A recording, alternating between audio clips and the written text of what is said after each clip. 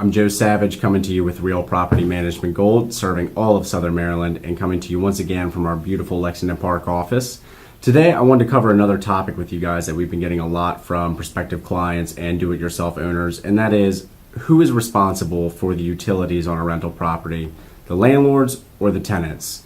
First and foremost, we're going to recommend, and we put it in all of our leases, that the tenant is responsible for the basic utilities such as water, gas, sewer, electric, internet. The only exception to this would be is if there's a specific amenity that's included in an HOA. First and foremost, with an HOA or homeowners association, it's important for owners to understand that the HOA is not considered a utility. You should not place this as a tenant responsibility. For failure to pay on the tenant's part could result in a lien on the property. As an example of what would be a specific HOA amenity would be our Wildwood community over here in California, Maryland, that has a public pool access. If the tenant wanted access to that, then we would request in the lease that they pay that themselves to be able to access that. After the lease is signed, but before the move-in, we're going to make sure that we send over that tenant a list of utilities that they're going to need to transfer into their name, and in turn that tenant's going to need to submit verification to us that with account numbers that the utilities have been transferred into their name.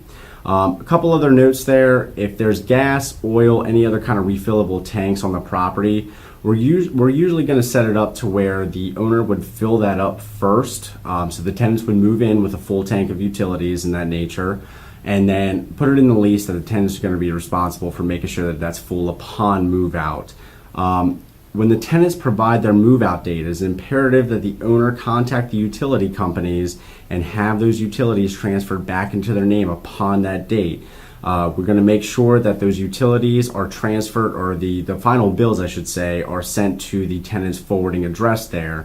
And with that said, before the security deposit is released back to the tenants, we're going to ensure that there's no outstanding bills, the property is in good order, and if there are any outstanding bills or the property is not in good order with utility companies, that will be subtracted from the security deposit before it is remitted back to them. Last but not least, it's very, very important that the owners ensure that the utilities may remain in working order and continuous while the property is vacant in between tenants.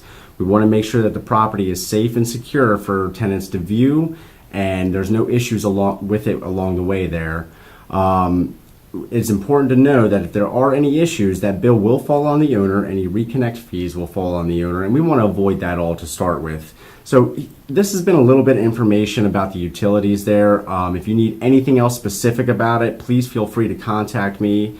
You can contact me at 301-481-3798 or at my email, jsavage@realpmgold.com, and you can always visit us 24/7 on our website at www.realpmgold.com. Thank you.